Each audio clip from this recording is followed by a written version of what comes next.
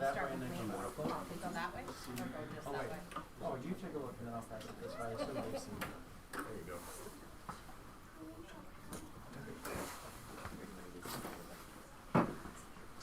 Right on time, my friend. Good timing. Welcome. At least Spencer's not alone anymore. Oh, get your own here. I'm here. You too? Oh, yeah. I literally arrived in Yeah, Minneapolis. we're good. Oh, man. I was in sunny Evansville, Indiana. I envy you. Exactly. Minneapolis, Indiana. Oh, pretty amazing. Hot spots. I was in Park Ridge. Glamorous life of traveling business people. Alrighty. Park Ridge, 100 days a year. Christian, are you ready? Yeah, we're good. Are we hot? Hot? We're good. All right. Good evening. Evening, everyone. I call to order the Board of Education. Let's start that again. Good evening. I call to order the Board of Education meeting for Prospect Heights School District 23 for Thursday, December 14th at 7:01 p.m. So we do roll call. Mrs. Butwinski? Here. Mr. Verdonis? Present. Dr. Long? Here. Mrs. McClaney? Present. Mr. Nordmark? Here. Mr. Novak? Here. Mrs. Peters? Right on. Our Pledge of Allegiance tonight is being led by representatives from the Ross Bulldog Ambassadors. So we'll invite them to come in and please stand and join us in the Pledge of Allegiance.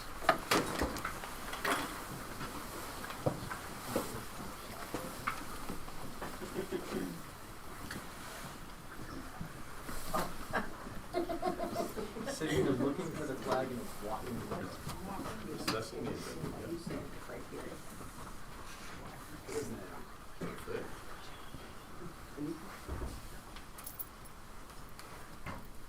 Everybody scooch down.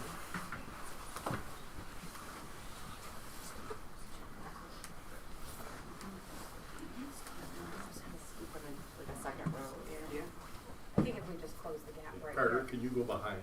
Yeah. There you go. Make 2 rows. Shane, can you come down just a little bit? Good job. There you go.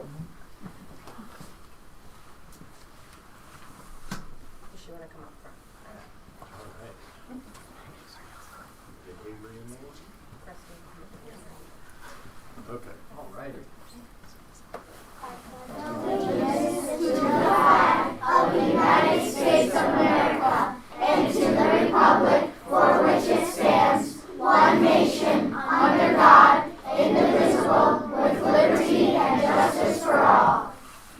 Whew, you were representing. Good job. If our ambassadors could stay right where you are, everybody else, welcome to be seated. Thank you so much for being here tonight. You came out on a school night to come to something called a board meeting. What do you think that means? Any guesses? What do you think it means? We meet up with a bunch of important people and say the pledge. That's that's how we start every meeting. You're right, with our Board of Education. What do you think we talk about when we come together once a month? We talk about how the ambassadors do what we would do. That's one of the things we want to ask you all about. Yes. We try to make the school better. As Bulldog Yeah. ambassadors, you make the school better. What else do you do as ambassadors?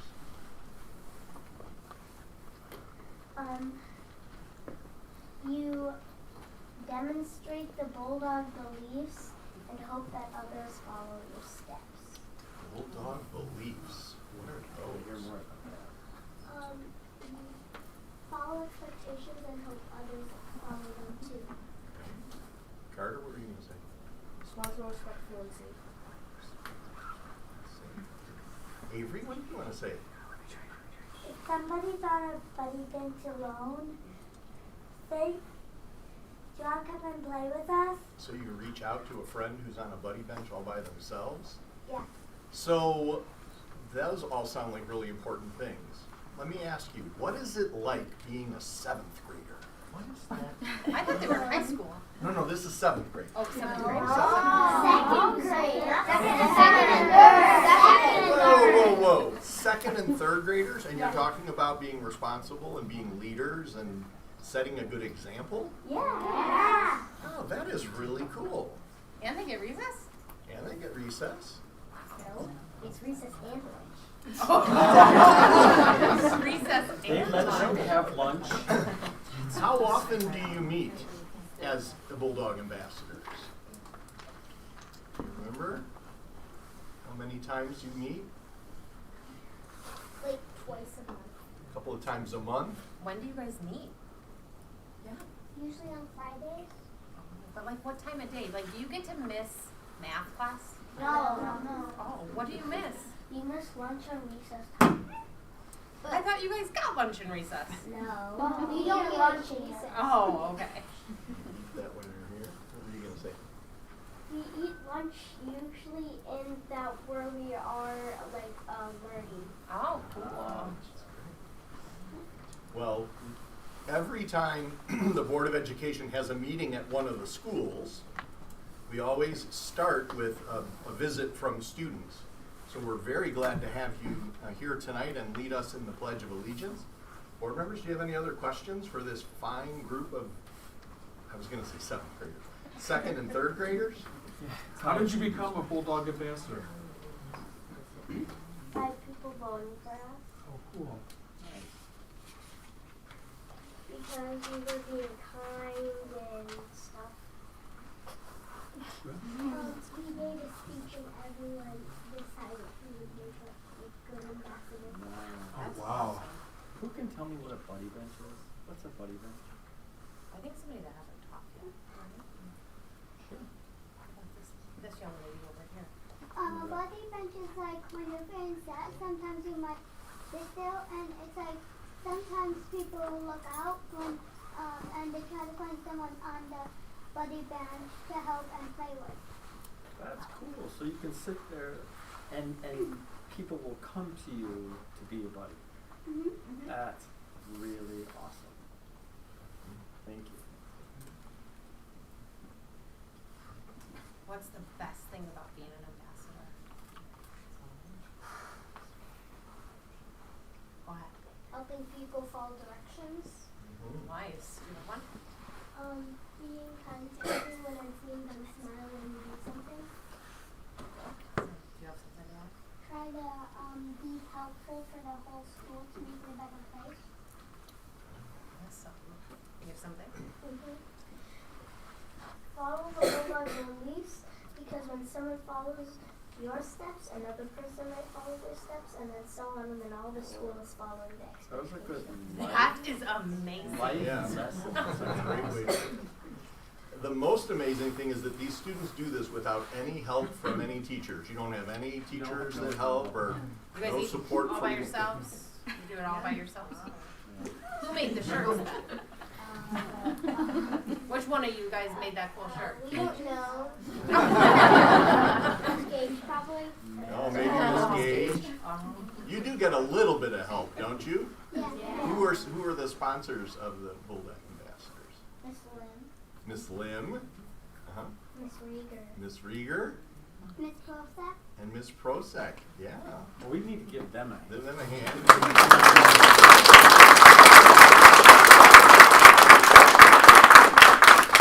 And students, we're so proud that you were able to come out and join us. I know Avery, you were really excited. I hope everybody was really excited to come out and present and tell the board about all the important stuff you're doing. We would like to get a picture of you, and we have certificates to pass out. And I think Mr. Alms, who's waving at you now, that's, or holding up his hand. Wave is moving, yeah, that's okay. There were 3 moderately subtle shifts back and forth. We'll take you out into the hallway and we'll get a nice picture where we can see all of your smiling faces. Parents, if you want to grab a photo shot, that might be a good opportunity. We want to thank you also for bringing your students out here. You guys didn't drive here yourself, did you? No. Okay. So I wish I did. I wish I did. So thank you all very much. Let's give these students a big round.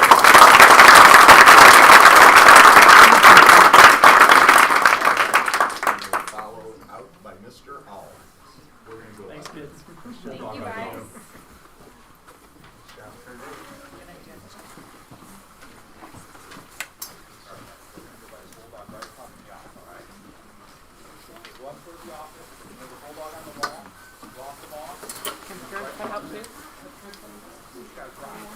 Can we say bye? Yeah. Okay, bye.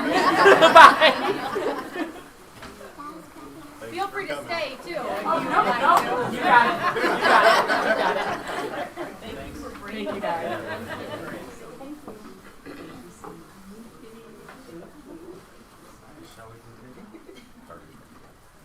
Yes. Okay, recognition of visitors and participation at each regular and special open meeting. Members of the public and district employees may comment on or ask questions of the Board of Education. If you would like to address the board, please complete the pink form and give it to Ms. O'Donnell, our recording secretary. The pink forms are right on this table here, if anyone would like to do it. With that, we'll move on to communications. All right. We are joined this evening by our Betsy Ross principal, Stephanie Gage, and the Ross School Improvement team.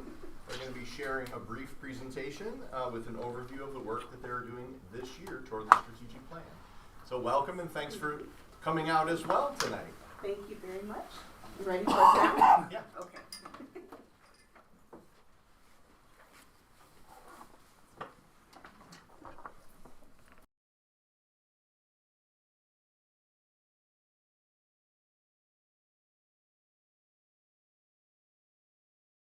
But I have the honor and the privilege to serve with some of the best educators in the country, in the world, let me say that. Our district improvement team consists of several different teachers, different roles we play, but we have Mrs. Kim Strawn, we have Mrs. Tina Stacy, we have Mrs. Julie Murray, and we have Miss Erin Lim. As well, we have two of our other team members who could not make it this evening, Mrs. Ingrid Hanahan, and as well as Mrs. Rachel Shaney. So we are a team that works together well, and we are here to present to you today State of the School, Betsy Ross, for the 23-24 school year.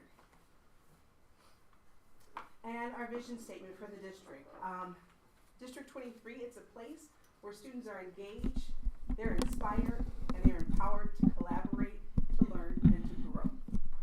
Our mission statement for the district, it's a mission statement that says engage all students, not one, not two, but all students, in experiences that inspire each to grow as a learner, as an individual, and as a community member.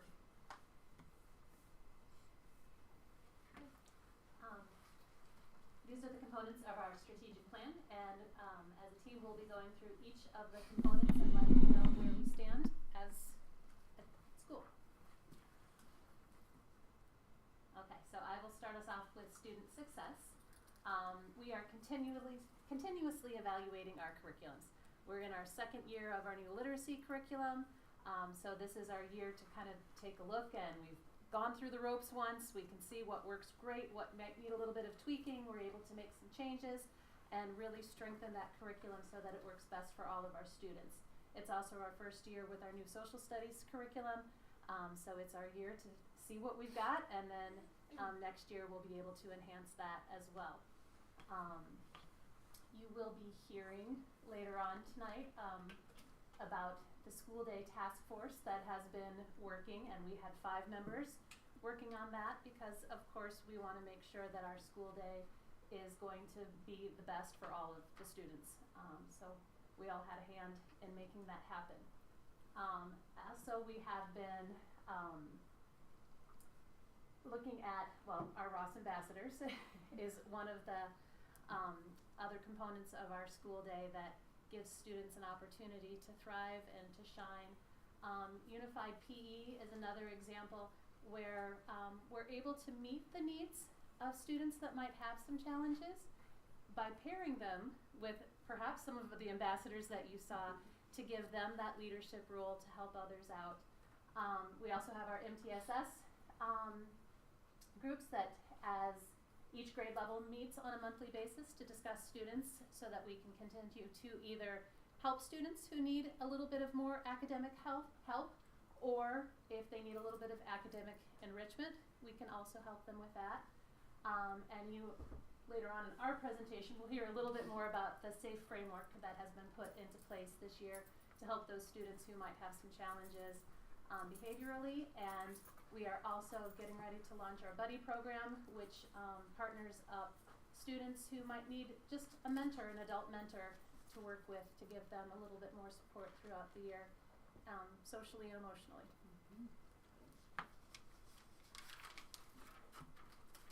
And then below are just some of the pictures of us in action. Kids working with kids, kids working with teachers, with coaches, with students from MacArthur. Hopefully everyone looking engaged. Okay, the data. As the representing psychologist in the group, of course I get to talk about the data. So this is actually our data from last year, because right now we're working on our winter screening, so we don't have our winter growth yet for this year. But this is our students from last year. And really when I look at this, you know, kind of the general goal is you want by the end of the year, so the top was where we were in the fall, and the bottom is where we were in the spring. And generally you want at least 80% of your students to be in that yellow, green, or double green zone. Basically, students who might need a little more support, the students who are average, the students who are well above average. And in my psychologist soul, what I like to look at, since I'm on all of our intervention teams, is the students who might be at risk, which is that red and double red color. And for me to see our students who are most at risk, that we went from 23% down to 9%, and that includes our special education students. And that is phenomenal. So that's our reading growth. And then this is math. Again, really strong growth, and I just have to highlight our at-risk students and our work of our intervention team from 26% down to 9% in that at-risk range by the end of the year, which is something to be really proud of. And as Ms. Lim mentioned, we are in the process of taking our second of three diagnostics tests that we take with iReady. This shows our growth for, I'm sorry, not our growth. We are going to be higher than this. This shows our progress for our first assessment, which happened in the fall. So our students are on target and they are ready to go and continuously see that growth.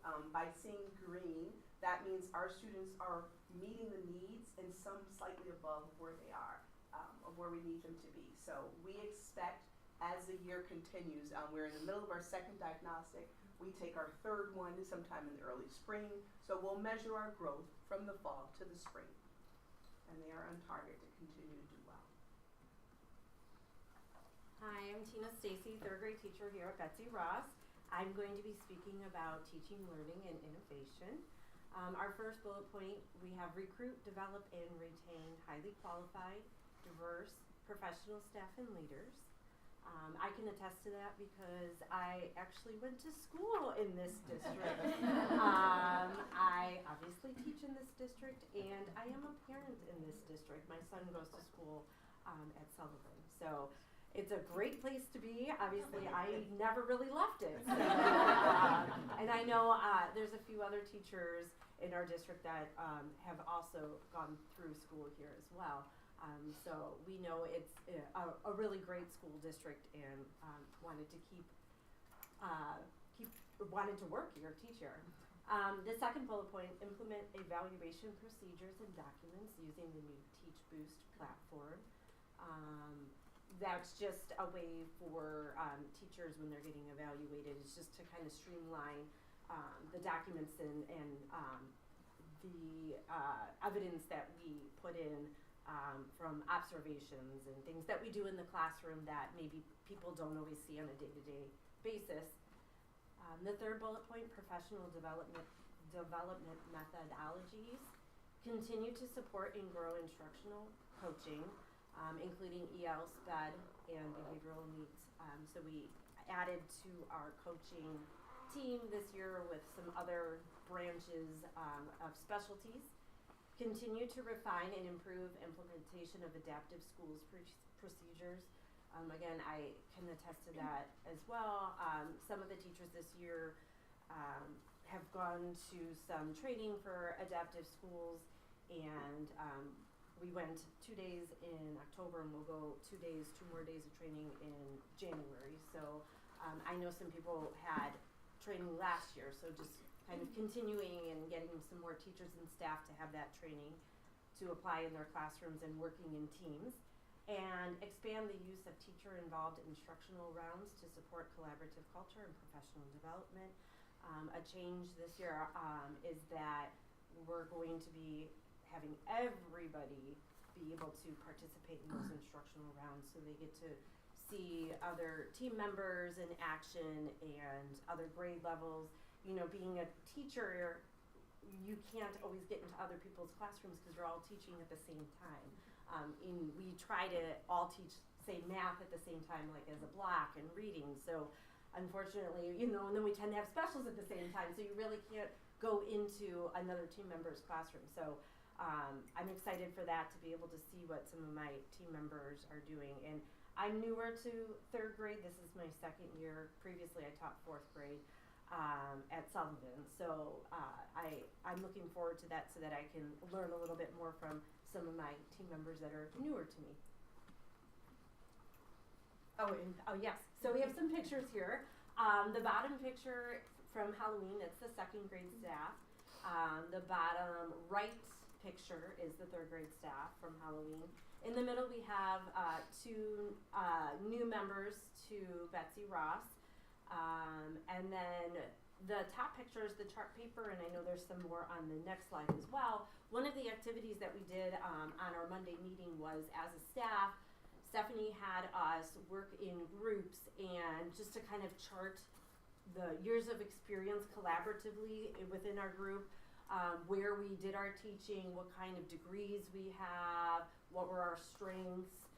So it was really interesting, because I don't think we always stop and take the time to do that, and it was good to get to know each other. And just when you look at some of those numbers, you know, and the degrees that we have, like, we learn things about one another. You think you know, and I've been teaching in this district for a while, like many of us have, and so it was eye-opening, I think, to see some of those numbers and statistics. And one of the reasons why we did it was to see the value, and myself being newest to the district 2 years in, but when you see the value and you see what everybody has to offer, it is overwhelming with emotion and joy. And it's like, we have so much here that it's like, just stop and take a look at all that we bring to the table. And this is why students come back and they teach in the district, because of everything that's offered. Okay, our family and community partnerships include things such as our Proud to be D23 on social media, where you can check out some of the amazing things that our staff and students are doing throughout the day. Our strategic plan that we kind of started out with there, focusing on our mission and our vision and our goals for the future for our school and district. Some other things that I just wanted to point out, because being a librarian, I like to point that out. I love how much parents support our birthday book program. Last year we reached over 100 books donated by families, which was amazing. This year we're already, I think, around 45 books, so we're doing amazing. And to attest to the students and parents returning to the district, when we had our first book fair this year, so many parents came in and talked about how they knew such and such teacher, did I remember them, and how they had such different, views of what the library used to look like or the classroom used to look like. So a lot of fun to hear about that from parents. We continue with some more parent support through our curriculum night at the beginning of the year. We had an amazing turnout. So many families coming in and excited to be here and see what we're up to. Our Key to Ed facilitated IEP strategies to engage all of our families. we want parents to feel welcome. We want them to feel part of the process and that they have a voice in what's happening during their meetings with their students. So, and then also our District 23 accountability framework there, which I think Julie touched on earlier, dealing with differentiation for differentiated interventions for student behavior. And then some more great things that we've been doing in our district. Our D23 Fall Fest in the beginning of the year, such a huge turnout, lots of kids very excited. Our parent coffees with Ross Ann Sullivan parents, excuse me. Literacy night when we did our Reading Better Around Campfire, amazing turnout. We had so much fun. We were all worried about the weather, but we had nothing to worry about. We had a huge turnout, such great compliments from the parents, and everybody, I think, enjoyed taking home a couple of books as well. We have tons of mystery readers coming through the school all day, every week. It's great. Parents and grandparents even contacting me, asking me for, could they borrow a book? Do I have some recommendations? So that's fun as well. Our Hands of Hope in the office that we've been doing, trying to support families during the holidays. It's been very successful. And just our continued support with our PTO efforts and them helping to support the school and being able to help with field trips and materials for the classroom. Our facilities and financial management. So one of the things that we work on, and we always tease Chris Alms because we get emails about like cybersecurity and all the different emails, but we really have such great practices here in the district where we are trying to protect staff, but also our families. And everybody knows how much the scammers and the hackers and how busy they are. But we have so many protective measures here in the district because not only is it protecting, of course, like our things, but we have family information in our system. So the district is consistently doing things to make sure that we stay on top of our efforts to protect ourselves and our families, and then the community members that we reach out to. We are continuing to enhance spaces to support our collaborative learning experiences. As you've seen outside, we have all of the different learning centers that are outside. There's Wi-Fi outside, there are whiteboards outside, so teachers can take their students outside and do some learning that takes place there. Continuing to ensure the safe and secure learning environments in collaboration with our first responders and district partners. The first summer that I came, we started working with the police department and the fire department on a security walk. And I was like, I've been in education for 23 years. I've never done this before. So it was really nice to do that, to have the fire department, to have the police department take a walk with us, because they have the eyes that are saying, okay, this is something we want to work on. Man, you guys are doing a really good job on this piece. So we've really been working with our partners to continue to keep our students and staff safe. We've continued to revise our policies on safety and procedures, safe at school protocols. So we've done some different drills. And of course, like we've all been through the fire drills for all of our lives, but we also have Secure and Teach. We have, I'm drawing a blank on them, and I know I shouldn't be drawing a blank on them. I am. Is it active? Active, right. So we have different measures that we didn't have to use that when we were younger. But we now have to do these things, and our staff is so good, just making sure, like before we roll it out to the students, like let's take a walk through it ourselves, because what we don't want to do is send alarm through our kids. But we also want them to be safe and protected because of the world that we live in today. So we appreciate the district, and one of the things I kept hearing people say was, we've never really talked about it before. We appreciate the space to talk about it, and that at least the district is listening to us, because it made people feel much more secure. And we're also looking at trainings for Serve and Protect for our secretaries, lunch and recess supervisors, PEs, custodians, for everybody. Again, just the safety and the protection, because of where this is the world that we live in today. So we appreciate those things from a facilities and financial management standpoint. And thank you to our parents, to our guardians and students of Betsy Ross, to our Board of Education. We thank you. We know that this is a thankless job, so we thank you for the efforts, the time that you put into it. best district admin teams I've had. Great small team, but we are mighty. And then the teachers and staff of Betsy Ross. To be a first-year principal and to walk in and you have this staff and all the nerves and all those emotions are going through. But then as I start walking through the building, I'm hearing teachers and I'm meeting people.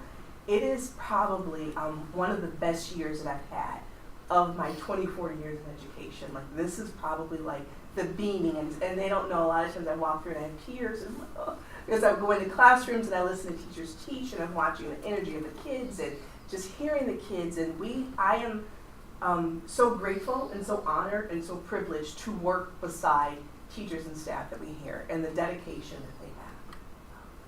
Could not have asked for anything better. So I have a mentor from Illinois Principal Association, and she's kind of like, because she said, you have such a great thing. How did you luck into this? And I was like, I don't know, but I'm not leaving. So thank you. Thank you to everyone.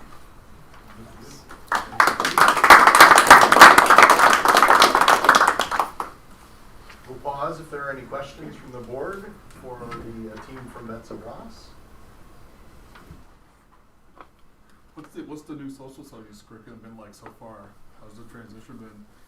For us, it's been interesting. Second grade created their own curriculum. So we've had a little bit of tweaking to go about, but I really enjoy it because it's literature based. And it's using the Scholastic News, it's using real literature, so I've really enjoyed it. Do you want me to speak for third grade? Because I can't. Yeah. So we use TCI, which actually I did use TCI when I taught fourth grade. And when I did teach third grade prior to that for 2 years, we had TCI. But obviously that was a long time ago, and it has changed. But as a team, like we meet every time that we, there's 4 units. Every time we go to, or I guess every time we do a unit or a lesson. And so we sit down as a team, we figure out like how many days it'll take, we figure out our pacing, we look at the materials in there, and we kind of look to see like, you know, what will work, or do we need to change something. So as far as like the planning goes, like it's seamless, it's very easy, it's easy to teach, the kids are liking it, you know, it's a lot of on the board, you know, projecting pictures. There's the first unit we did, there was like a space simulation, and so you could actually hear, it sounded like astronauts, you know, talking and stuff, and the kids got really engaged in that, thinking it was like for real, you know. So it's been really good. I think we all enjoy it, and it's been working well.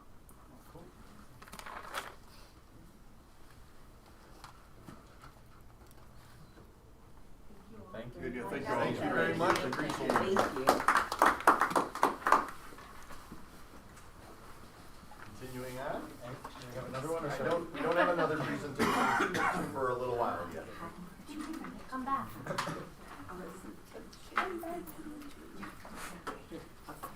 The next communication item is an invitation to the EdRed annual legislative dinner. It is scheduled for January the 29th and will be at Stevenson High School. I don't yet know who the keynote will be, but the EdRed organization is one that we belong to as a district, and it is an advocacy group that keeps us informed, as well as seeks input on different legislative efforts. So it's usually a keynote by one of our representatives from the North Cook area. So that is the 29th. If you're interested in attending, let Michelle know, and she'll get us registered as a group. Just want to give a shout out to 2 of our 8th graders, Will and Maya. They are participants in the Youth Activation Summit. 2 8th graders from MacArthur. They traveled along with Dr. Sroka and Mrs. Cisneros to lovely Bloomington, Illinois, for a statewide summit where they presented on their topic, elevating your program and developing SMART goals, to more than 400 students across the entire state via Zoom. So it's a statewide conference that our students were at the forefront of. So we just want to give them a special shout out and congratulate them and thank them for all of their work on another great and successful year. Awesome. And lastly, for communications, just an announcement regarding our ELF Express. We did this 2 years ago, and we're doing it again this year. We will have D23 staff visiting neighborhoods to spread joy and deliver some treats between 3:30 and 4:30 next Wednesday, December the 20th. There is a flyer that's gone home in the building newsletters as well as tomorrow in the school scene with a link to the bus stop locations and approximate times. It was a really fun experience a couple of years ago when we did it, and we're looking forward to it again. If any board members are interested in participating, let me know. We have a all-district staff meeting on Monday where we'll be doing some prepping for that event, and then looking forward to hitting the road, literally, on Wednesday the 20th. And those are the communication items. Great. Moving on to committee reports. Carol, would you like to kick it off with buildings and sites? Sure. So we had a building and sites meeting last week. We talked a bit about the Build a Better D23 and the design work that we've talked about a couple times here as well, in what that might look like, what the scheduling might look like, and possible savings depending on what we decide. So that is on the agenda later this evening. We talked a little bit about the contract renewal with Zeller for the E-rate management, and that is on the agenda as well. We talked about the security plan, but I'll let you do that. We can touch on it. Yeah. Let's see. Raf gave an update on the scheduling software for maintenance and work that they do.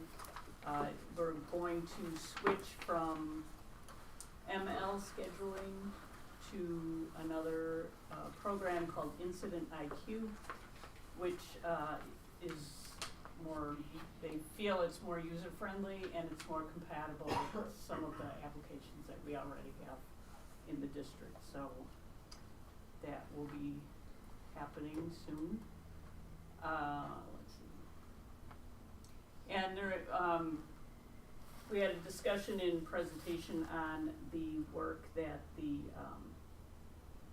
committee has done on the workday and the scheduling for that. Are we going to talk about that, or should I go through it now? Yeah, we've got a presentation later. Okay, and so we'll go through it when that agenda item comes up. And we had a presentation on, or discussion on some of the murals and graphics that will be updated at MAC with respect to the work that we've been doing with 214. So, and I think that's everything. Did I get it? Yeah. Okay. Thank you. All right, moving on to finance. Mr. Nordmark. Keep it high level because it's going to be fairly redundant with what we're going to see later on tonight. No major developments as far as the budget goes. We looked at the round of reporting and got some follow-up from the last meeting. I do like the new reporting structure. I don't know, Brian, you could add in here, but cleaner, clear, more comprehensive. So that was good.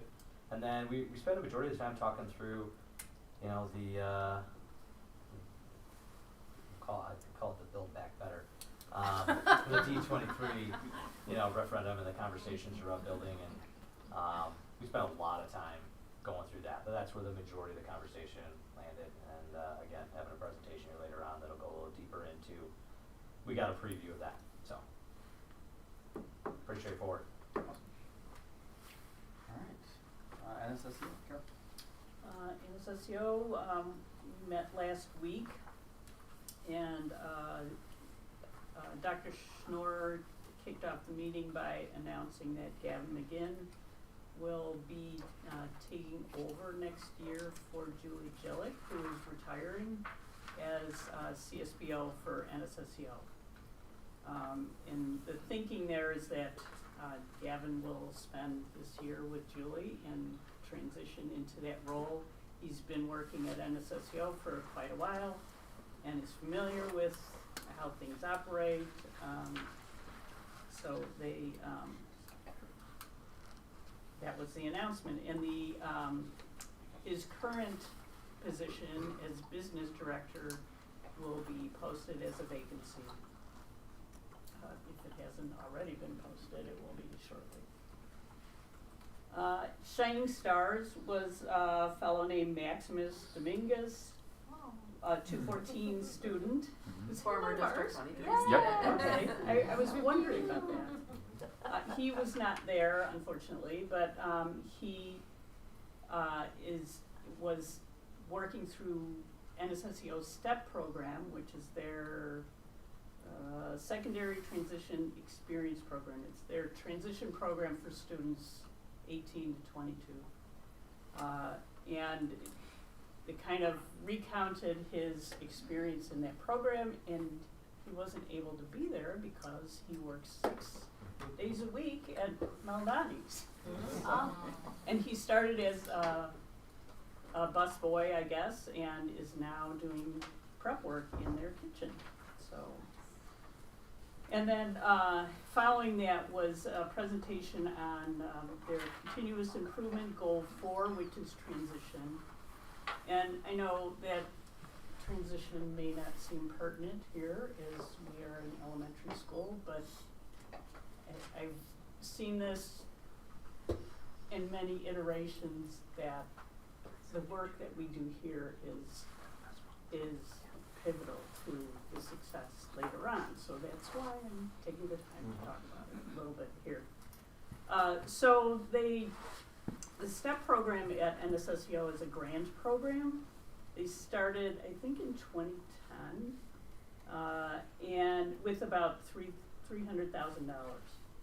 The program has grown like exponentially in that time, and now this year their grant is over $800,000.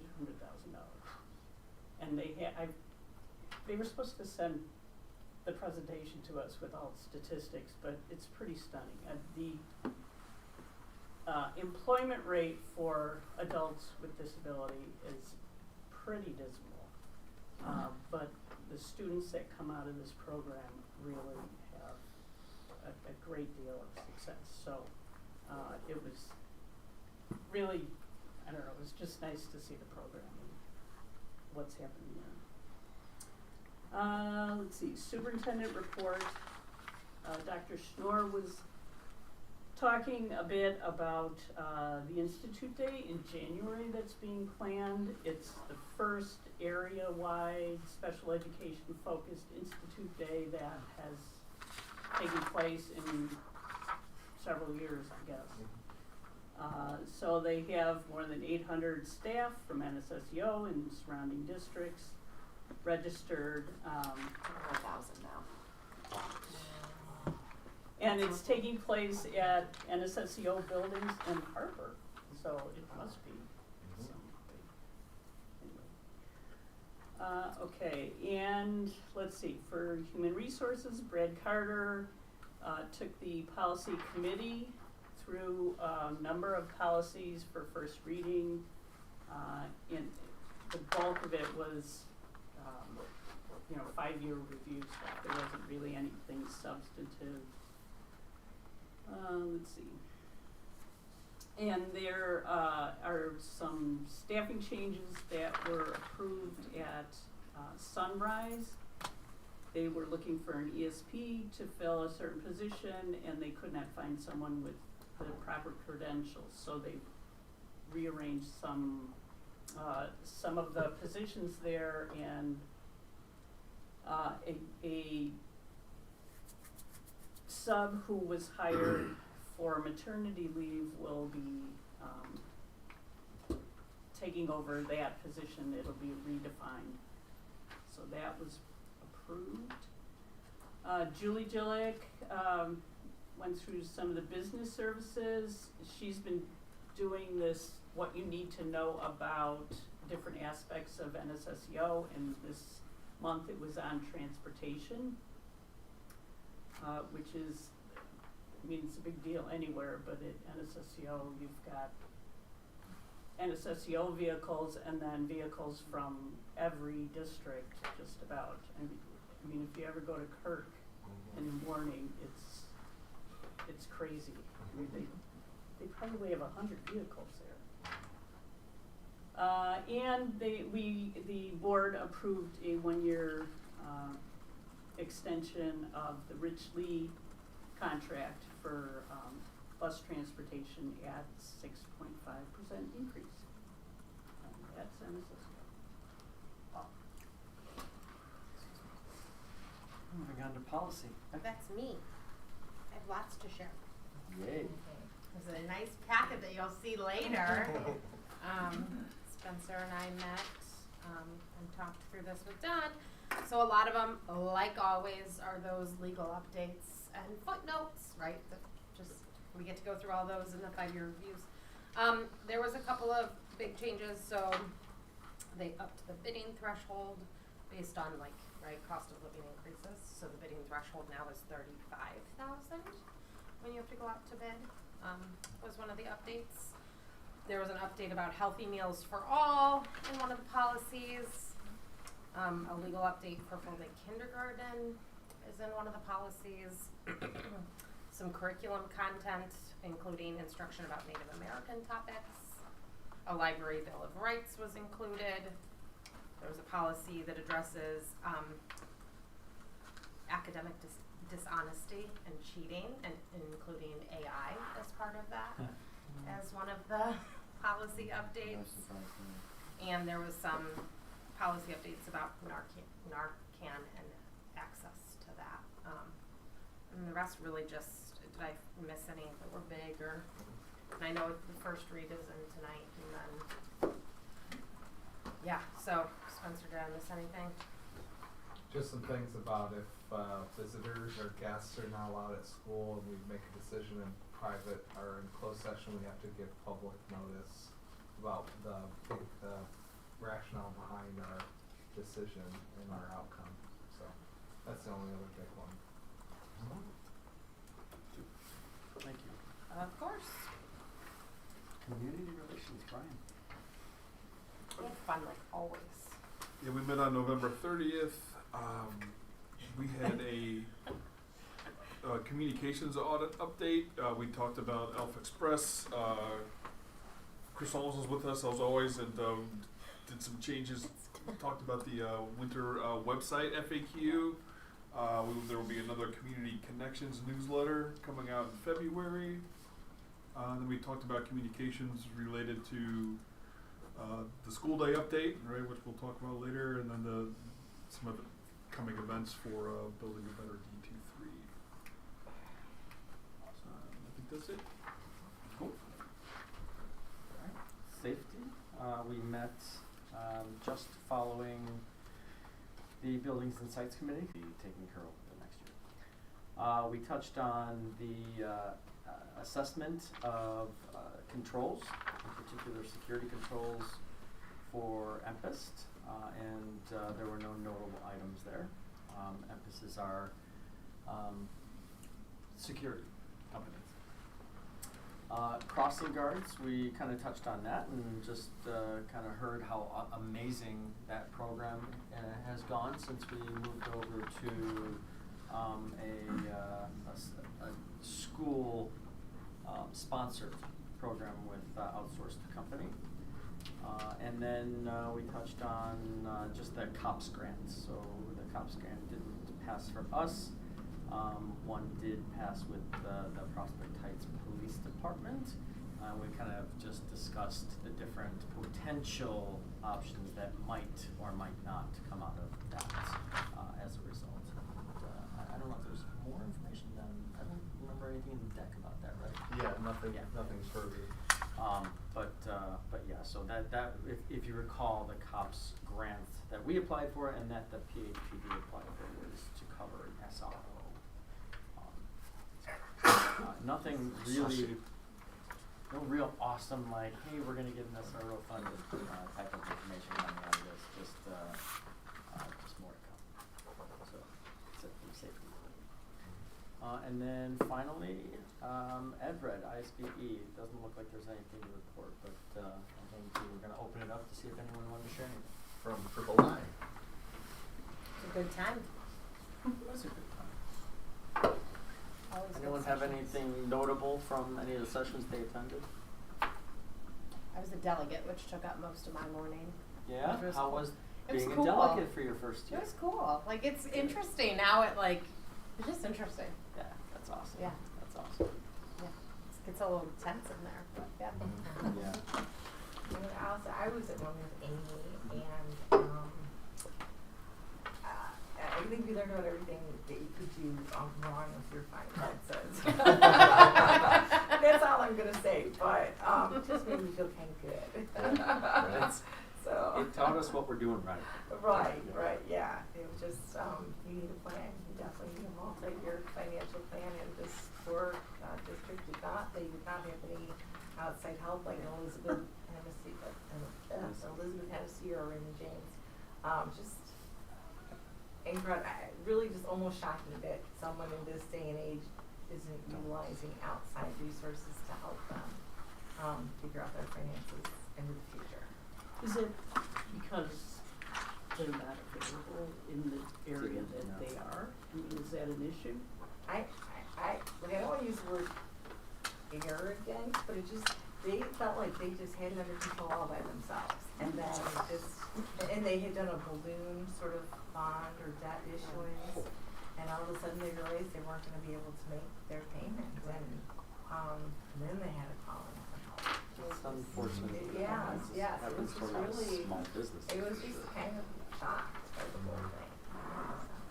But it was exciting to see how some of the people. It's amazing, you know, I think one of the things I get out of that meeting every year is just, you know, you hear from other board members, you hear from other administrative teams, and you realize we have an awesome district. I mean, it's humbling every year to just kind of listen and kind of just hear how amazing the people we work with are and how amazing everyone here is. I agree with how open our communication, how healthy we are as a team, even if we disagree about things, how healthy we are, exactly. and that's eye-opening, I think, as well, that we're just a really healthy team, I think, which is Agreed. pretty cool. And we're a team. And we're a team. Some of them, It's very clear that it's not. Yeah. Wow. I went to a really great session too that Ms. Botwinski helped facilitate. Oh yeah. Wow, yeah, that was a good It was session. a good one. You're too. laughing. You did such a a good great session. job. You did. It was so cool to hear about back to how healthy our team is, but creating connections with other teams and learning from each other, because I think we know in education we're not on an island, and so beg, borrow, and steal from each other, because it's so important to have people that know what you're going through, right? And can kind of, because nobody knows it until you're here or here, right? Nobody knows what it's like until you're in it. So Issues that are common to this area, just how different districts view it maybe a little bit differently. But it's an interesting group, this president's group. Everyone's really cool. I think It's the really people nice. that kind of kicked it off, they're like, why didn't we think about this before? So, we'll see how it evolves. What's really interesting is you know, I see this because I've been to the meeting, right? But my wife even commented, she's like, those folks actually seem like they're friends. I'm like, they are. And I'm like, it's kind of weird because you think a bunch of, you know, school board presidents get together and they talk shop, but I mean, you've been doing it so long, and everyone seems like they're just genuinely become good. So far, we'll see. Yeah. The challenge is that, you know, the group that started it isn't going to be the group that takes it forward. Yeah. So, you know, trying to figure out how that's gonna happen. There's a natural mortality to that. We'll have to see. Any other thoughts? Anyone, anything from our admin? One of the sessions I attended was led by the state superintendent as well as 2 of the Illinois legislators to give kind of an overview of topics and issues that are likely to come up in the spring session. It's always helpful to kind of get a little bit of a 411 on that. And the other thing I'll say is that because we're so good, we should really consider presenting. They released the application. We've applied and presented in the past, but those applications are due the end of February through IASB, and we'll talk a little bit more in January if there are specific topics or themes that we can present on. Last time we presented on community engagement. And I think given some of our academic growth and success, we may want to think about something regarding our academic process of curriculum selection, professional development, any of those types of things that have led to the success of our students, as well as our strategic plan and dashboard are things that I get questions about frequently. Hey, can you share that? I'd like to learn more. So I think another really good topic would be the 2 things. The way we start all of our board meetings by having our kids and community be a part of it, and like bringing, like celebrating why we're actually here. Like we're not here to sit around and talk about this all night. Like it's about the kids and the principals and the the good work that's happening. Another thing is like how much work Chris has done with like special ed and like the Unified Olympics, like all of that stuff. I think would be something really cool to celebrate too. Development of programs, inclusivity, right? Yeah, I think those would be 2 really good topics. We've got a lot to pick from, but And I think, you know, as a lay person, I mean, I'm not a teacher, but just from talking to other board members, the things that we do professional development wise and the rounds, the teaching rounds that we do. And I don't think a lot do that. No, I'm amazed. and you know, I don't know. It's an eye opener for me because you know I talk to friends who are teachers in other places and they're saying, "What?" We don't get that. I think too that like despite like we are small but mighty, I think is such an important piece of that too. Is that it doesn't matter that we're this tiny little town in the middle of a bunch of really big like we're small but mighty and still can figure out how to make. There's your topic. And maybe small but mighty. The little engine that could. The little engine that could. Right. Which I know like part of that is too is like every single person wears multiple hats, right? Like no one is just a single hat wearer like some of the bigger districts, but we do really cool things despite the fact that there's I like the idea. Yeah. So we'll put together a proposal or 2 and submit those, and next year we'll on the dates. Spencer, I hate to call you, but what did you think of it? It was your first time. Yeah. Well, one, it's huge. Yeah. Right? Surprised how big it was. But I agree with the comment. There was a session just for new board members, and the people who were there laughed at me, but I came out and I literally said, shook everyone's hand and said, thank you for being a great administrator, great school board member, because hearing some of the other things that other people are, I ran to do whatever, like having these individual agendas that aren't necessarily for the benefit of whatever was very, very eye-opening. or like superintendents that don't communicate with their board. Like just the animosity and that type of thing was very eye-opening to what other folks said in that aspect. There's some really cool things going on with community relations in 214. Went to a whole session on that. They have a whole public relations person and some of the stuff. And I know Don, you've been meeting with their new superintendent, which possibly I think some cool partnerships we could do there. And I was in civic engagement when I was at the university, but I went to a session on referendums and like all the science behind it that I knew existed but never really took a deep dive in, and even just the way you ask a question and what types of stuff that I was aware of. But it was all very fascinating. It was for me being only on the board for a couple weeks at that point, it was great just community building too, with everybody getting to know folks. Yeah. So absolutely. Yeah. I just say, I think that's one of my favorite parts of the weekend. Yeah. Is getting to see each other, like getting to be together and just like talk about, stuff. And learning things about people. Like I've been sitting at this table with you guys for 2 years. But like even learning new things about each other. It's so cool. So I appreciate you guys. I love you all. Love you all. Don't go that far. Let's move on to the consent agenda. Tonight's consent agenda includes approval of minutes from the regular and executive session on 11/9. Michelle did update those. There was an error in the minutes on the 9th with some of the names of participants. So that's been edited and corrected. And the personnel report for December is also included. I will move to approve consent agenda item 7C. Second. Oh, hold on, you pulled out C? Pulled out C. Yep. Does anyone have any concern with everything else kind of being included? Anything?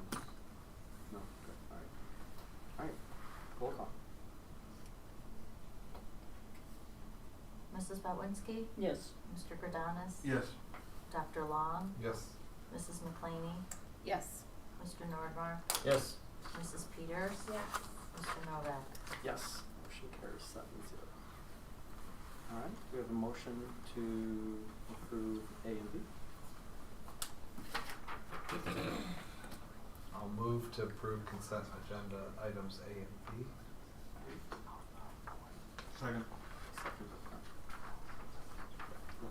Mrs. Botwinski? Yes. Mr. Gradanis? Yes. Dr. Long? Yes. Mrs. McClaney? Yes. Mr. Nordmark? Yes. Mr. Novak? Yes. Mrs. Peters? Abstain. Motion carries 7-0-1. Did that right? 6-0-1. It's always the 0. Like 3 numbers. And of course I got the 7 wrong. All right. You were close though. Thanks for effort. Thank you. I appreciate the nod. Moving on to the financial report. I think Carol. Yes, I paid the bills this month, and I had some questions, informational kind of things, but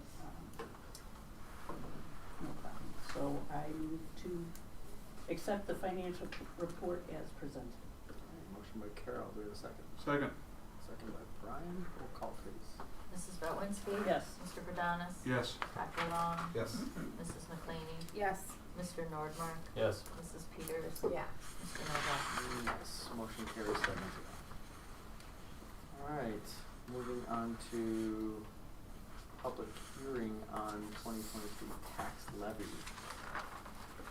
On November 9th, 2023, one of them, the Board of Education adopted an estimated tax levy for 2023 as developed by the Assistant Superintendent for Finance and Operations and the Finance Committee.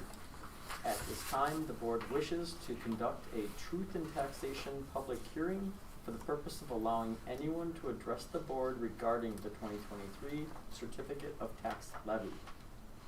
May I please have a motion to open the public hearing on the 2023 certificate of tax levy? I can't talk tonight. I move to open the public hearing on the 2023 certificate of tax levy. I moved by Second. Marilyn, second by Bryn. Roll call? Mrs. Bowenski? A voice You vote. can do a Oh, we voice can vote. just do a voice on this one? Yes. Yeah, super. All right, all in favor? Aye. Any opposed? Motion carries. We are open 8:05 p.m. at 8:05 p.m. Thank you. Is there anyone that wishes to address the board?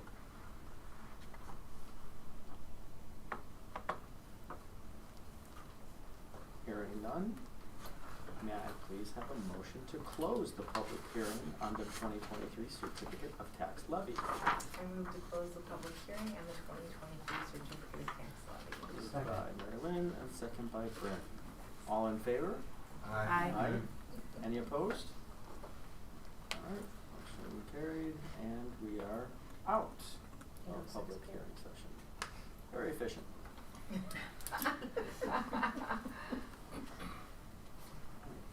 Superintendent report. Okay, the first item is our resolution providing for and requiring the submission of the proposition of increasing the district's limiting rate to the voters of the district at the general primary election to be held on March 19th, 2024. Kevin, if you'll read that section exactly. The board will next consider the adoption of a resolution providing for and requiring the submission of the proposition of increasing the district's limiting rate to the voters of the district at the general primary election to be held on March 19th, 2024 for the purpose of installing security equipment and replacing windows, siding, and doors at MacArthur Middle School and Sullivan Elementary School, Betsy Ross Elementary School, and Eisenhower Elementary School, expanding and renovating Eisenhower Elementary School for full-day kindergarten and for other school purposes.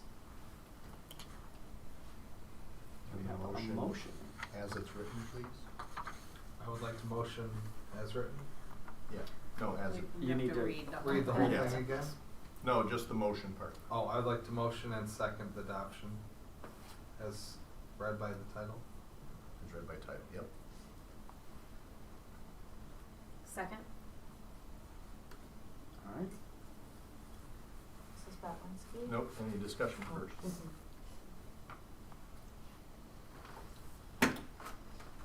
Any thoughts from the members?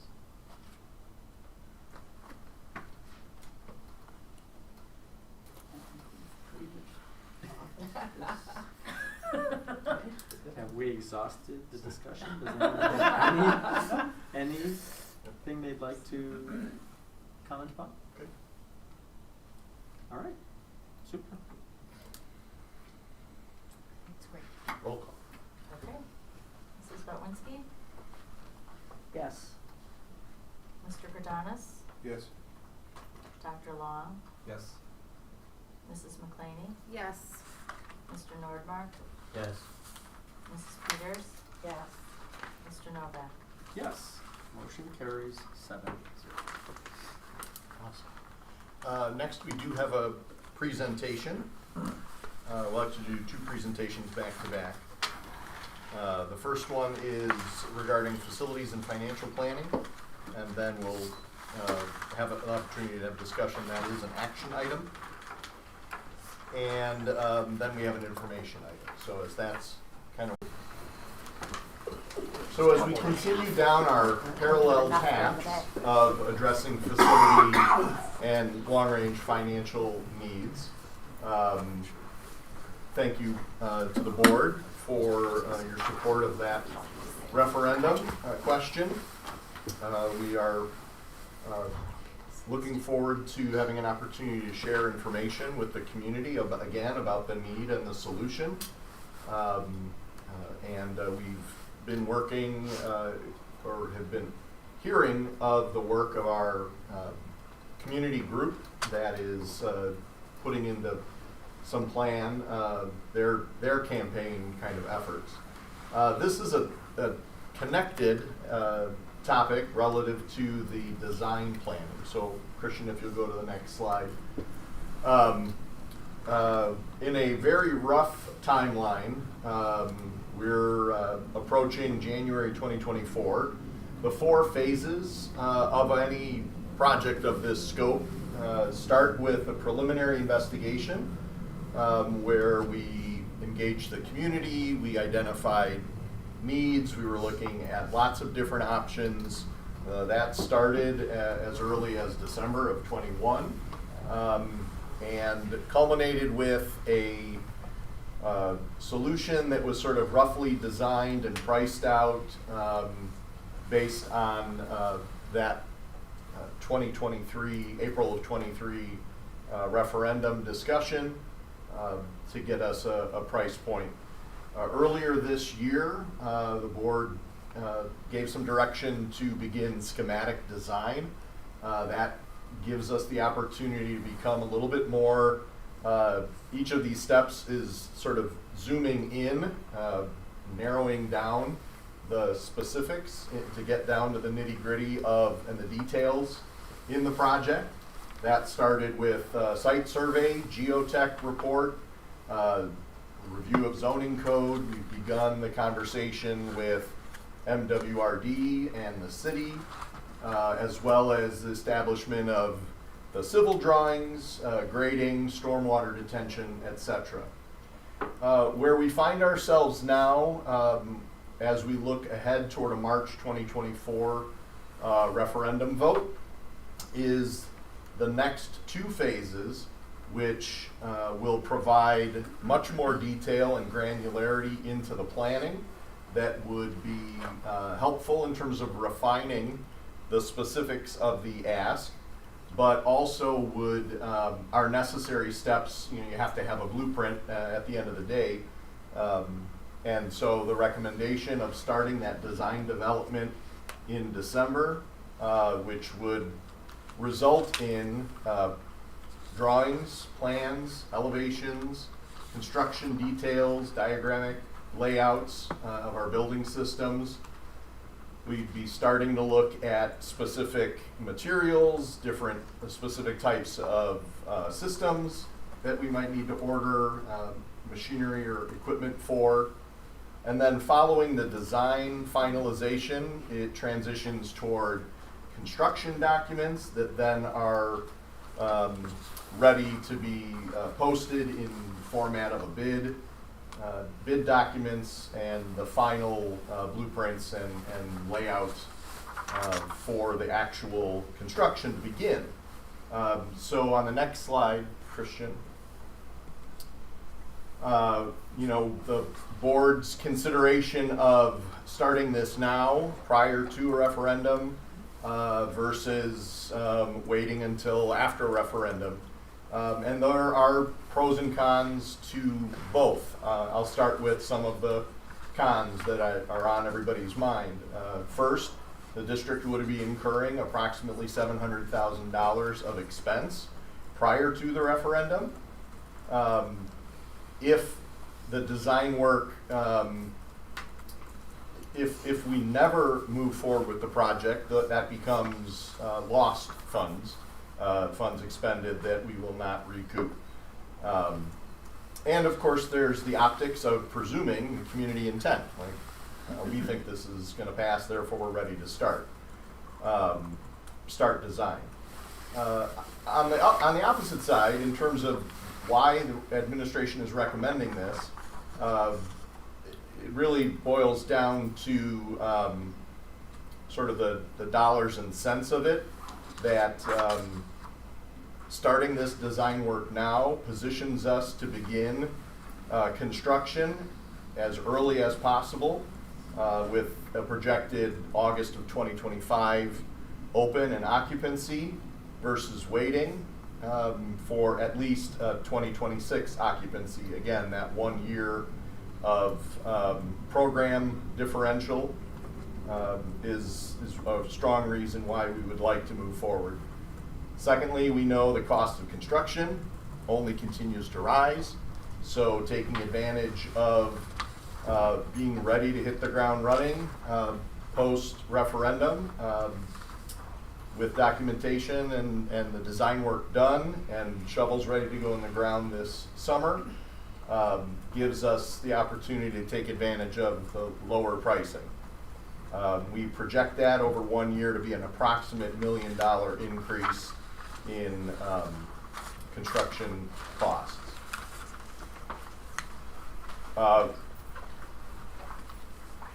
We hope that and believe that the process of refining will give us opportunities to fine-tune the total dollar amount, and the specifics of the design will lead to more firm cost analysis, cost projections. It'll give us an opportunity to connect with, particularly in this case, staff at Eisenhower, to engage them in some discussion and planning prior to a referendum.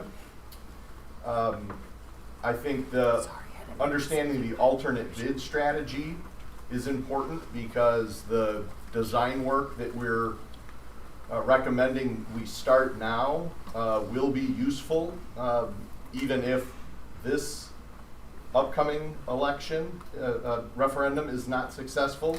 That the design work will still be applicable and is still required part of the process at whatever point further down the line. So it's not really lost funding unless we're never successful. And most importantly, that with alternate bid strategies, we're going to minimize additional costs as we look at any refinements to the design process or scope of the project should it get pushed out even further. Next slide, please. Just shows the comparison. The board has seen this before. If we look at a common solution from where we were last April with a $20.4 million all-in construction cost, we are looking at starting design in December, would keep us on pace for a $25.5 million cost. We're able to maintain that tax impact and have construction begin in 2024, and the building opening in August of 2025. Waiting until after the referendum in April of 24 would be a $26.6 million price tag with a higher tax impact. So we either have to ask for more or see programmatic or product cuts, reductions. And obviously, again, the construction date being pushed out further and building opening a year later are both a dollar cost as well as a service provision cut. So the recommendation that we have just sort of shows an incremental progression toward completion of those documents. 25%, 50% would lead us up through that March presidential primary at the ballot question, and then that work would need to continue through till the summer with bid openings and board approval in August, with that construction beginning hopefully sometime in August. So the projected costs are embedded in the overall cost estimates for the project. So these are not new costs. These are ones that we've been planning for. The question really is when we feel it's appropriate to take this action. Christian, one more slide, please. So we currently are holding in our working cash fund funds that can support this investment. Recommendation from administration is to approve a not to exceed amount that allows Archon and Nicholas and Associates and our other partners the ability to continue that design and construction document phases. And tied in with that, both for our summer work as well as for this planning We're recommending starting up that construction committee for monthly oversight meetings with a representative from Buildings and Sites and Finance, so that there is more direct input into the process, and then we would of course report back out at board meetings for the good of the group. So the information in the packet obviously goes into a little bit more detail, but give it to the board for discussion. And I was going to volunteer from the Buildings and Sites, and I would ask for somebody from finance to be volunteer to be part of that construction. Yeah, happy to do it.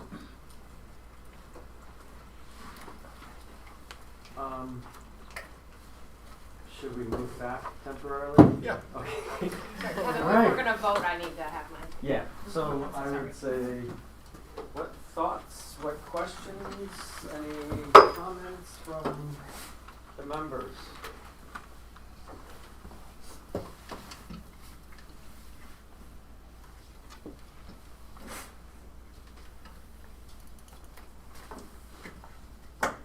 We did not do this last time, but I think that just to me the two differences are, it feels like that something is going to have to get built at some point, right?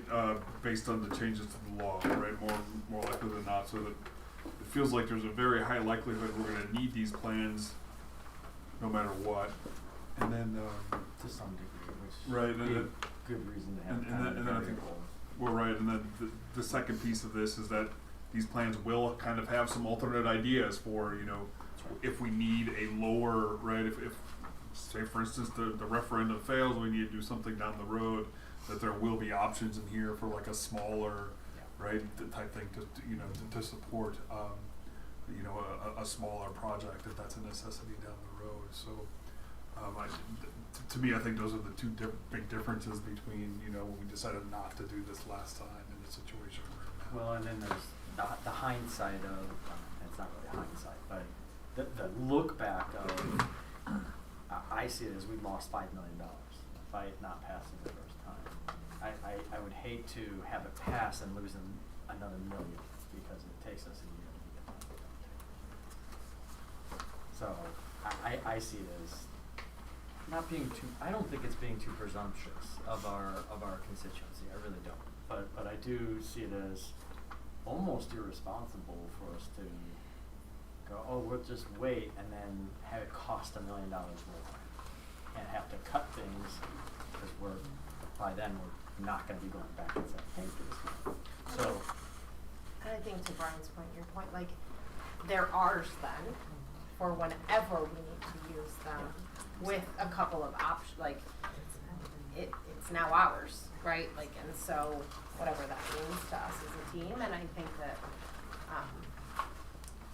I see where it could be seen as presumptuous, but I also think that, like, it would be presumptuous if they didn't then belong to, like, right? Like, we were paying for something that just kind of dangled out there, like they become our property or our intellectual property, or whatever it is. other thoughts? Don, on slide 4 of the presentation, or 3, I don't know which one it is in that packet here, you have the 3 comparisons. Mm-hmm. It said the original impact to a homeowner, it's the same amount based on 2 different costs. That's because the valuation of the homes was increased with the 3-year reval. Triennial triennial. assessment. Got it. EAV went up, the correlating tax rate went down, so we have a little bit more opportunity for increased funding. So at we're this- already paying for some of that, I think is Correct. Yeah. Just want that to be clear. Yeah. Yeah. No, that's a really legit point. Yeah. We got hit with it by Cook County. That's fun.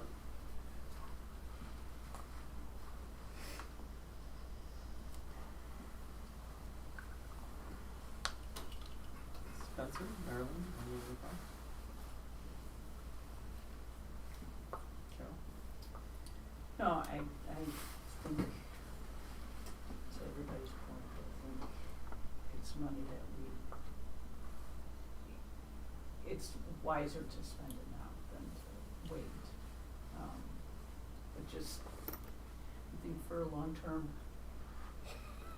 members, this is, it's a big chunk of change. It's a lot of money. Right, It's a it's a big lot of chunk, money. which is So, why it's not but an that's, arbitrary decision.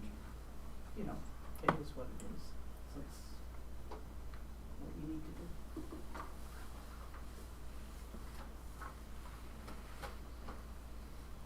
I'll make a motion to approve up to but not exceeding $700,000 for design, development, construction documentation work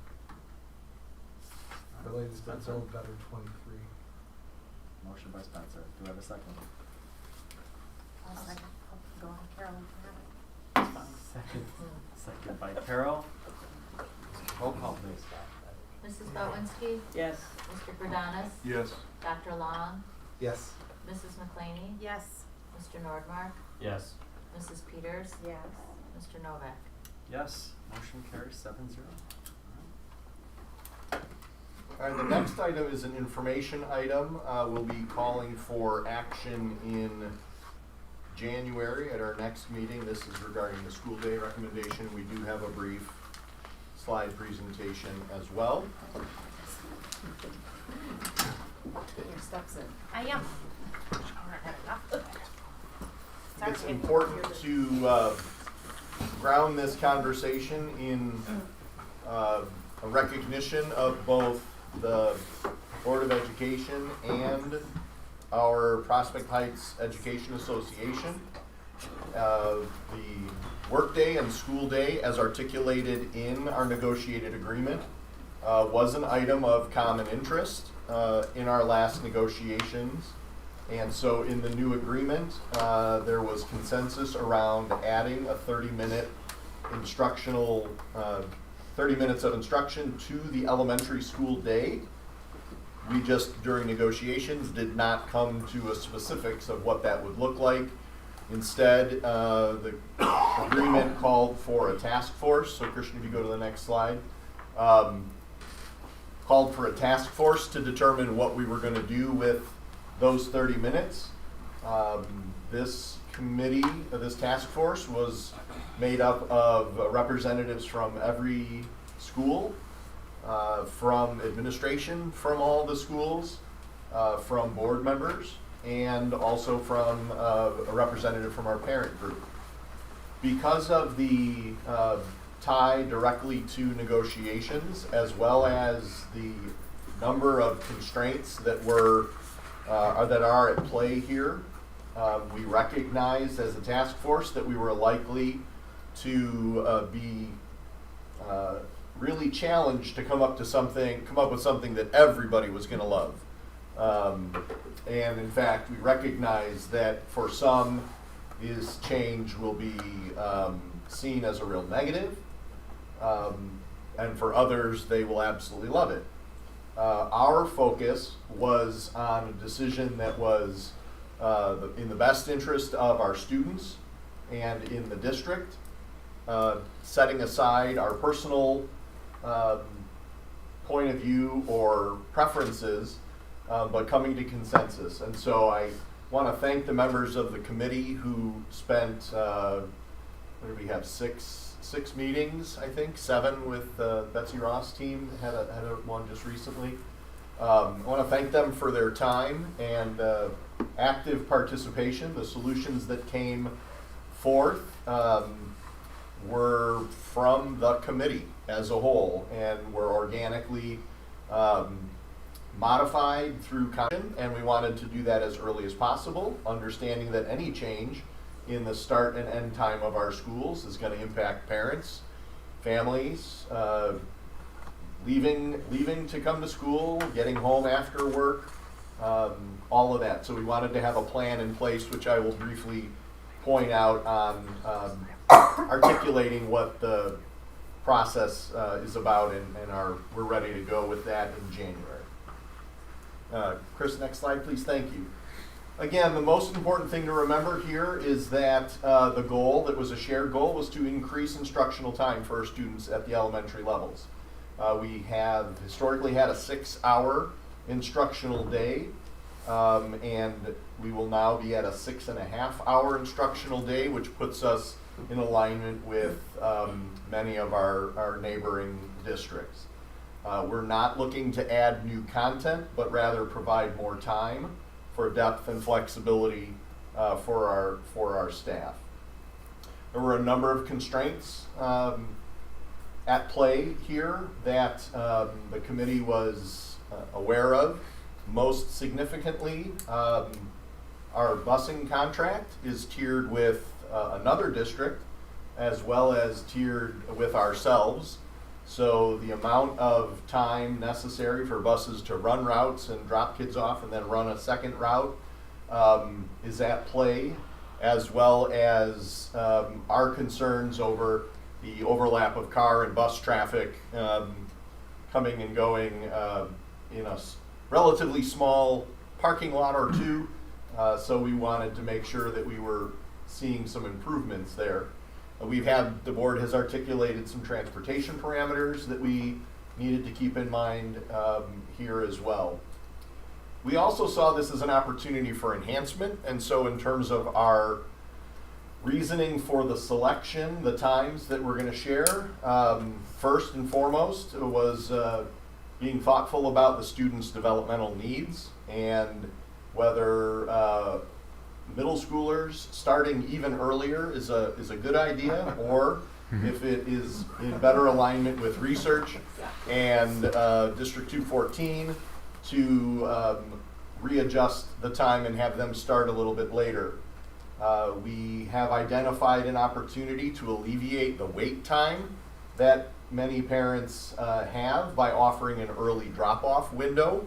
We hope that that will improve traffic efficiency as well as safety, giving parents an opportunity to better align their drop-off and pick-up schedules. Right now, parents who are here, they'll drop off at MacArthur and then they sit and wait for a half an hour. This new timing, the tiering, would allow a parent who has students at all four of the schools to be able to drop them all off within a 15-minute window. So we thought that was a real enhancement. And the other rationale and reasoning was we wanted to continue to support our vocal and instrumental music programs and our athletic programs. And so we were mindful of the amount of time it takes to get to away events, our scheduling of clubs and morning rehearsals, and after school rehearsals. So all of that went into the recommendation. Chris, on the next slide, please. So we're looking at incrementally starting with our Eisenhower students, shifting to 8 until 2:30. Of course, we have a half-day program both for early childhood and for kindergarten, so those are split out at Eisenhower. We show the bus and car drop-off starting a little bit earlier. That will allow parents to drop off their students. Students will be able to come inside, be supervised prior to the school day, and parents can drop, kiss and go, and head off to the next school, which would be Ross and Sullivan, with an 8:10 till 2:40 school day. Buses will continue to run their routes with a bus drop-off time of 8 o'clock, but parents and guardians in car traffic can drop off as early as 7:50. So again, you'll see the tiering that allows us to drop off, move to the next school, drop off, move to the next school. And lastly, MacArthur, 8:25 until 3:15. Shows again our bus drop off close to 8:15 and car drop off as early as 8:05. That's more in alignment. MacArthur's been doing something like that for quite a while, where kids are able to get out of the car and go kind of wait outside of their doors being supervised. So we're replicating that at the elementary buildings. Chris, next slide. Real quick, you said outdoor or indoor? For the elementary buildings, will be indoors. But then MacArthur will continue to be outdoor? Yes, except for an inclement weather. Okay. Yeah. Sorry. That's all right. Connected to that, again, contractually, is the teacher work day. And so Eisenhower's teachers would have a workday of 7:55 until 2:55. Ross Sullivan teachers' workday would be 8 until 3. MacArthur school teachers' workday is 8:20 till 3:20. This is probably again, one of the more significant changes for us, as we have historically had all three of the buildings' work days be exactly the same. So some of that will impact our staff meeting time, our flexibility that we have had to call a meeting after school that is common for all is going to be impacted. So we will shift staff meetings to be scheduled by building. Our special ed department is the only department that will maintain a common 3 o'clock department time. We have 2 all-district meetings that we still need to kind of figure out how we're going to schedule that, because we love our end-of-year retirement recognition celebration and our winter workshop that we're having next Monday. And then the last item of consideration for us is the committee work. For teachers, we maintain a 2-hour window of committee work time based on all the different items that we're working on. We're not sure that that's always necessary to start at 3:30, so we may, depending on, for example, when our early childhood is looking at their curriculum work, they wouldn't have to wait until 3:30 to start. They could start their committee work closer to 3. But those will be items that we'll have to kind of iron out as we begin to implement. Christian, I think there's one last slide. So, there's 2. In terms of communication, we will share information out with all staff and with all parents in the community, as well as a listing of some of the FAQs that the Community Relations Committee thought about. Some of the things that would be on most parents' mind. Why are we doing this? For additional time and depth. What's going to happen internally? Is that internal schedule going to change? Possibly to be modified? Is there going to be an impact to EDP? Not at this time. We see no change to EDP. Why did you move MacArthur later? Starting later aligns with District 214 and the research around child development. What's going to happen to extracurriculars and vocal and instrumental music programs? No reduction in programming, which was essential to our plan, as well as some flexibility perhaps in how we schedule some clubs. Maybe some of those will get moved to lunch or recess, as well as adjusting the early morning practices and rehearsals. So there'll be some new times, but no reduction in programming. And then, of course, is this set in stone? No. This is our best guess as to where we're at right now. We'll continue to monitor and adjust the plan as it moves forward. So, we are sharing this for information and discussion tonight. Hear any comments or thoughts from the board? We can take that back and bring it to the board next month for action at our meeting on the 11th. We are planning then on our communication sort of blitz in the school scene on the 12th, as well as in social media, where we will begin to get that information out specifically to our parent community. The following week, we'll start our partner outreach. There are a number of daycare facilities, park district partners, and others that provide services to our students that we will need to work collaboratively with, so they're aware that this change is coming next school year. And then throughout the remainder of the spring, we will post information on the district and school newsletters on our website, including that FAQ. And then we'll be starting registration already in February for kindergarten. So we'll have the new information up and ready to go as we have kindergarten registration. And that's the last slide? Yep. All right. I didn't put a thank you slide up there. I should. Happy to entertain any questions or any conversation from the board. I'd like to reinforce what you said in the beginning, just how awesome the collaboration is. My gosh, it was really an incredible amount of collaboration and cooperation and creating what can be kind of, for some, a stressful event. Yeah, well, any I think change is everyone was stressful really- for sure, yeah. I think everyone was really, really awesome. And I think Brian served on that committee as our board representative. Good job, Brian. Thank you. You go. Any questions or comments?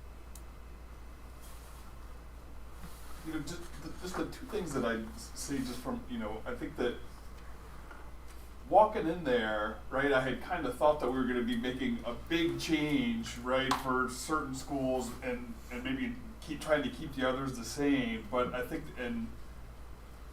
the way this turned out is that everybody moves a little bit to fit it in, and I think that the teachers were happy with that too. I know, like, Tina was real, like, she's like, this is nice. Like, everybody moves a little bit, and this fits for and it doesn't make it work. So I think that was one aspect of that was, I think, ended up working out as a positive. And then secondly, Don mentioned it, but like, again, the other junior highs in the area start earlier than MAC, right? Like, they're kind of like 7:30 to 2:30, but I think that if you know, but 214 starts later than, you know, 214 starts later than elementary schools.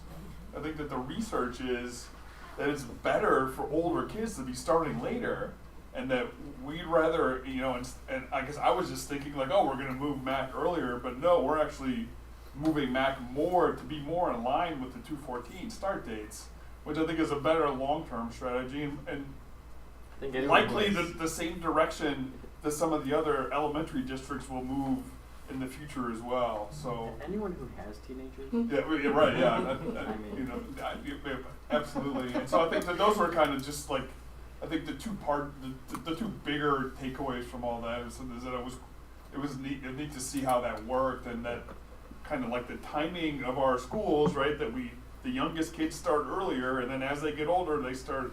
We move a little bit later and later, and that's more in line with what the times that they will start at in 214.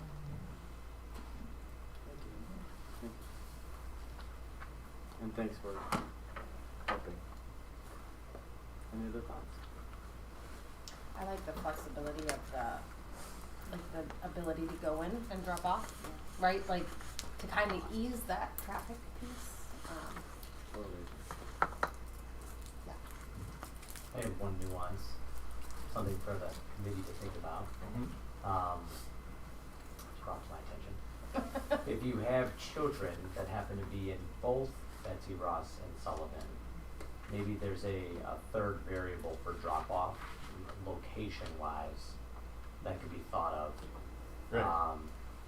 If there's the early morning drop-off for everyone will be in the front of the building to go into the gym, supervised area, which will be where everyone is So supervised. it wouldn't be like this year where No, there's the morning drop-off is in the Yeah, back. okay. For Sullivan, it'll likely be a return to the front, and so long as we don't see significant backup there, that will probably work better, and then we'll have two drop-offs in the front, one by Ross for Ross students, one down by Sullivan for Sullivan students. Yeah. And hopefully with the lessened traffic congestion, that it won't be as much all at one time. Good question. Well, I got someone else in the committee at home, so. Yeah. All right. Great. Thank you. That's great. Next item is the tax levy.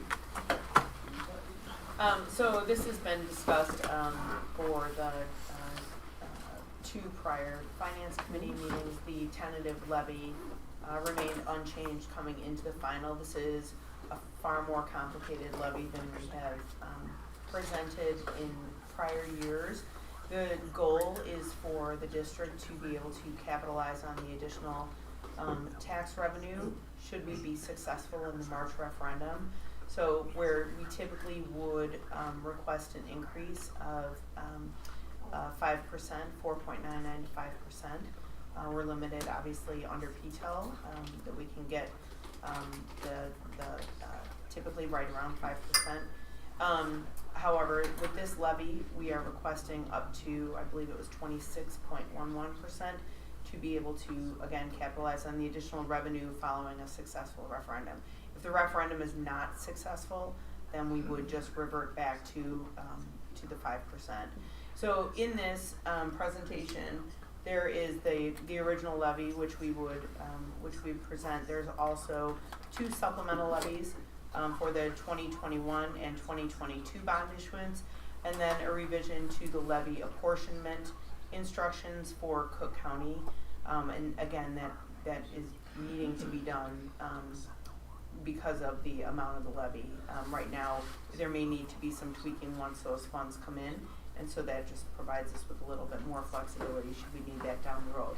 All of this was kind of done collaboratively with our friends at Raymond James and Chapman and Cutler. So any questions on that at all?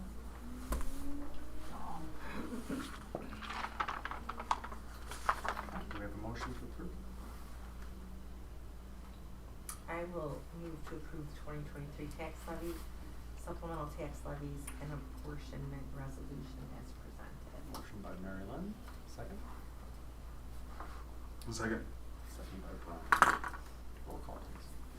Mrs. Botinski? Yes. Mr. Grodanis? Yes. Dr. Long? Yes. Mrs. McClaney? Yes.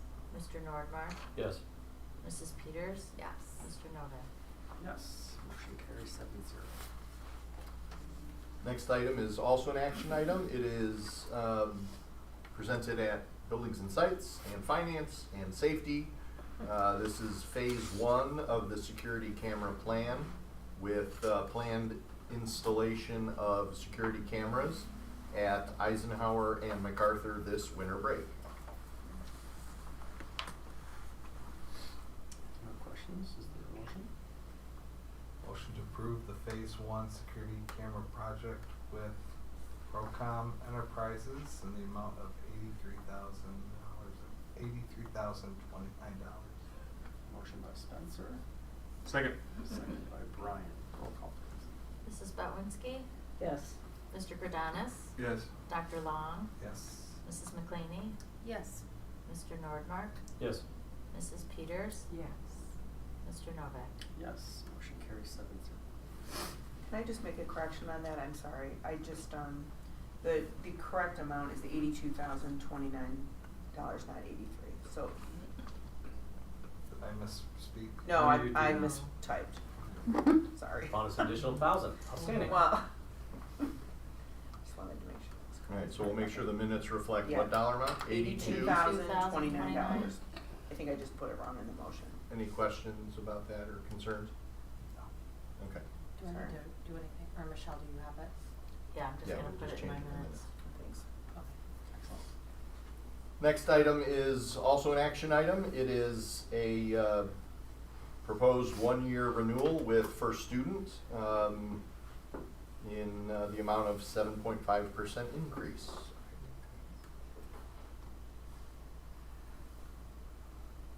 No questions? Move to approve a 1-year extension for transportation student services with First Student at a cost increase of 7.5%. All right, motion by Spencer, second. Second. Second by Brian. Roll call. Mrs. Botinski? Yes. Mr. Grodanis? Yes. Dr. Long? Yes. Mrs. McClaney? Yes. Mr. Nordmark? Yes. Mrs. Peters? Yes. Mr. Novak? Yes, motion carries 7-0. Next item is also an action item. It is a renewal of our contract with Jerry Zeller, who is our E-rate consultant, as presented. Any questions? Hearing none, do we have a motion? I motion to approve the annual contract with Jerry Zeller for E-rate services. Motion by Becky. Second. Second by Brian. Roll call. Mrs. Botlinsky? Yes. Mr. Grodanis? Yes. Dr. Long? Yes. Mrs. McClaney? Yes. Mr. Nordmark? Yes. Mrs. Peters? Yes. Mr. Novak? Yes, motion carries 7-0. Last three agenda items are all informational. Dr. Curtis prepared a summary of where we're at with curriculum, assessment, professional development, and the committee work up to date.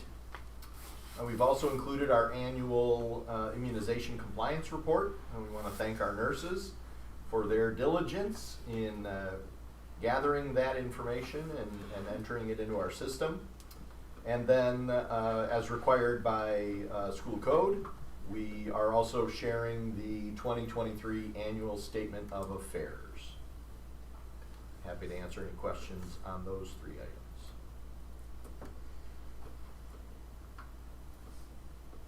Does the approved schedule on the immunizations just means like they're getting it and they're just Yeah. waiting based on timing? Got it. Thank you.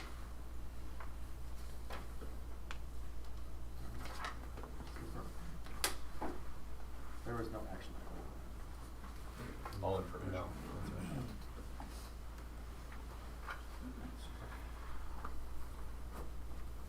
All right, are we moving on to old business? Any old business? Nothing? New business, policy. As Becky described, we met to review Press Policy Volume 113, and they are shared tonight for first read with a January 2nd read and a recommendation to adopt as presented. Any questions on any of those policies? Super exciting.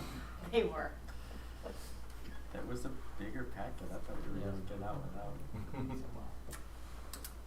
Having been on policy now going on my third year. Big one. All right. And moving on to executive session. Let's see. Do we have a motion to adjourn to executive session? I move to adjourn to executive session for the purpose of the board self-evaluation. There will be no action after executive session. Second? Second.